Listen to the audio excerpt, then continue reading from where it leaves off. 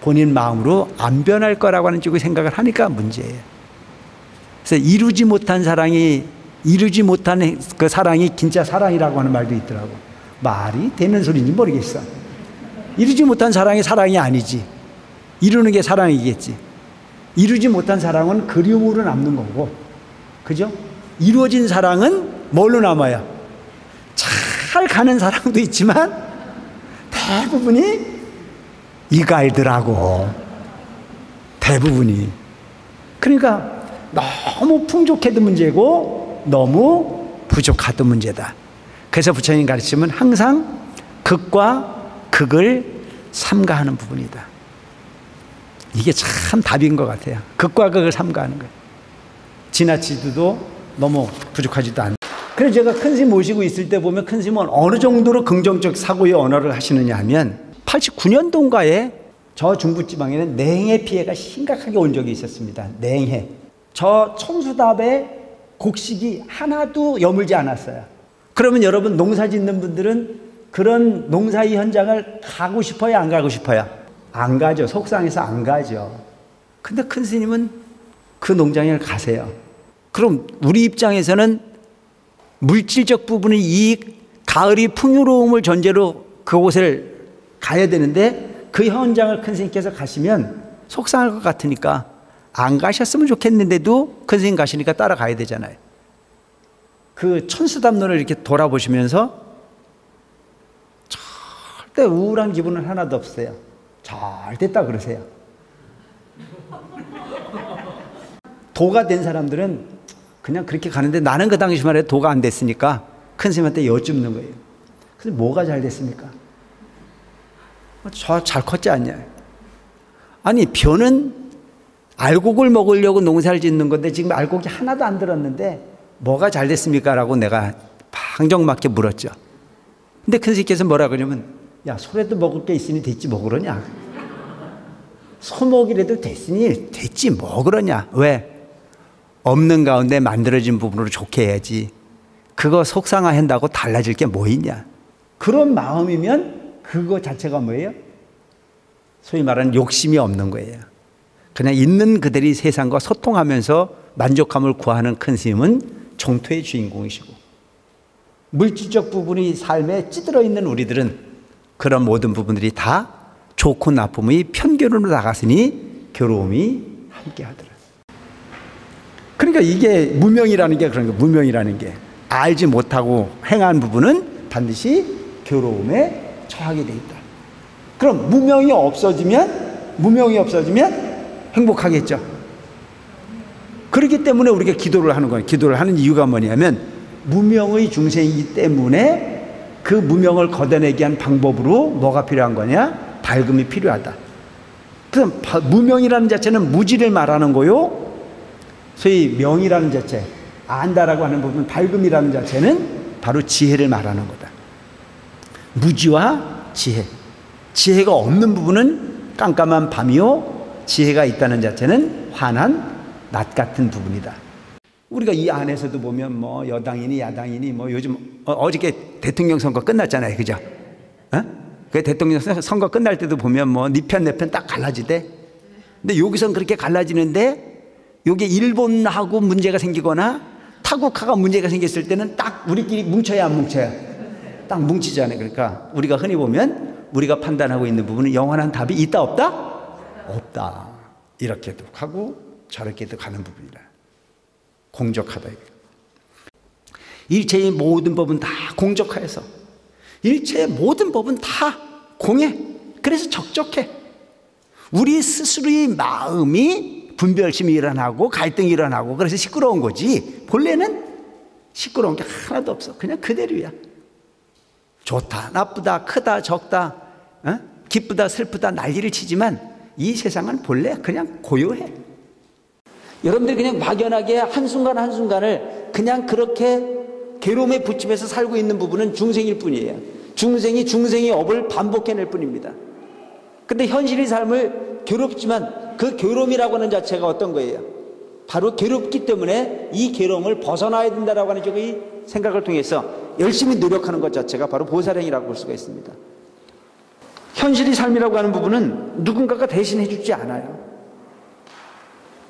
그래서 내가 지금 현재 괴롭거든, 괴로움이라고 하는 부분이 원인은 반드시 내가 만드는 부분이었기에 이 괴로움의 원인이 어디에서부터 왔는가라고 하는 걸 생각해 볼 필요가 있습니다. 무엇으로부터 왔는가? 과거의 삶이 극히 긍정적이지 못한 결과일 거다라고 하는 쪽에 생각을 하는 얘기죠. 그러니까 이 세상은 가진 것으로서 즐거움을 얻을 수 있지만 소유하려고 하는 부분으로 근심을 가질 수도 있는 것이 세상의 당연한 이치일 수 있는 부분이다. 그래서 뭐 갖지 말라는 얘기가 아니고 근심을 해서 될 일이라면 근심하라고 가르쳤겠죠. 그렇지 않나요? 근심을 해서 좋아질 일이라면 아마 근심하기라는 게 만들어졌겠죠. 근심을 나열해서 가르치는 강의는 내가 못 봤어요. 근데 근심이라고 하는 부분은 아무런 소용도 없는 부분인데도 불구하고 근심을 해. 그 근심은 왜 생길까요? 탐심으로부터 비롯되는 거겠죠. 목표를 정하면 목표를 정하는 것만큼 욕구가 생기고 그 욕구라고 하는 부분은 내 마음을 편안하지 않는 부분이 목적을 향해서 갈 수밖에 없는 현상들을 만들겠죠. 이 원리를 생각해 보면 내가 내 스스로에게 놓은 것에 스스로 쳐서 괴로움을 만들어가는 존재가 되지 말자. 그래서 부처님 가르침이 뭐예요? 두 번째 화살은 맞지 마라. 중생이 사는 부분이 삶으로 진리는 해독되지가 않는다. 상식이라고 하는 부분을 가지고 세상을 인식시키기가 어려워요. 그래서 식이 답인 줄 알지만 식이 답이 아니야. 응모소주 이생기심이야. 머무르는 바 없이 마음을 내라. 그거 없어도 되는 건데도 그게 묘하지. 출세를 안 해본 사람은 말을 하지 마세요. 이거요 재밌어요. 쏠쏠합니다. 가는 데마다 그냥 오세요 오세요. 그 대접받는 거 무시 못해. 그러니까 명예를 가지려고 그러는 거야. 좋은 자리에 올라가려고. 근데 내가 보니까 좋은 자리도 좋지만 내가 100% 아는 게 있어. 올라가면 떨어진다. 그러니까 지혜로운 사람은 거기 마음을 안 내. 근데 지금 보면 그 부분이 그 자리를 겪어온 놈이나 안 겪어온 놈이나 똑같아. 아무 가치 없어. 차라리 그 자리를 안 겪은 사람은 가는 곳마다 자유로워. 법문은 찾아가서도 들어야 돼. 물론 여러분 찾아오셨잖아요. 없는 기회도 만들어서 가려고 노력하는 부분 자체가 무엇보다 중요한 부분이다. 우연인 듯 여러분들은 복이 있기 때문에 부처님 법문을 들을 수 있고 공감할 수 있는 부분이다. 인연이 없으면 안 되는 부분이에요. 그 절에를 다니는 부분도 보면 형제가 여러 형제가 있어도 부처님 말씀 쫓아서 듣고 싶어 하는 사람이 있는가 하면 이야기를 하면 그 쓸데없는 소리 한다고 자리 비켜가는 사람이 있어요, 없어요? 있잖아요. 그게 우연이 되는 부분이 아니에요. 분명히 들어서 나쁠 건 없는데도 불구하고 그 얘기만 하면은 괜히 화를 내고 나와 관련이 없다라고 하는 것으로 주장을 하고 그 자리를 모면하기 위해서 그 노력을 하고 하는 모습을 보면 인연이라고 하는 부분이 그만큼 대단한 부분이다. 두 번째는 단단이다. 이미 생긴 악을 끊어버려. 내가 악한 마음이 지금 일어나서 항의를 하는 부분에서 과감하게 문 앞에까지 갔다가 또 탁 끊어버릴 수 있는 부분, 용기가 필요한 거예요. 그게 누구를 위한 거냐? 나를 위한 거라 이거죠. 근데 대개 보면은 그런 악이라고 하는 부분이 이렇게 그 욕구가 생겼을 때는 그 악의 결과 이면에 이익이라고 하는 걸 추구하는데 그것은 진짜 이익이 아니고 어마어마한 손실이 되는 부분이다. 수호단이라. 아직 일으키지 않은 선을 일으키는 거예요. 아직 일으키지 않는, 내 마음이 착한 마음이 없는데도 불구하고 착한 마음을 만들어서라도 실행을 해라. 일으키고. 네 번째는 수단이라. 이미 생긴 선을 더욱더 발전시키는 거예요. 달리는 말에 책찍을 한 번 더 가듯이 내가 지금 잘하고 있다라고 하는 부분에 만족을 하지 말고 더 착한 마음을 내려고 애를 써라. 이런 마음으로 살아야 수행자지. 수기는 어떤 거냐면 제자들에게 희망을 주는 거예요. 네가 이러한 인연으로 먼 훗날에 이러이러한 부분으로 성불을 할 거다 라고 하는 수기를 주는 거예요. 근데 여러분들이 그 수기를 받는 거하고 안 받는 거하고 차이가 엄청나겠죠. 네가 어떻게 될 거라고 하는 부분을 가지면 희망이 생겨야 안 생겨요? 희망이 생기잖아요. 그러니까 이게 다 불교는 참 중요한 게 뭐냐면 너는 날 샜어 이렇게 말하지 않는 거예요.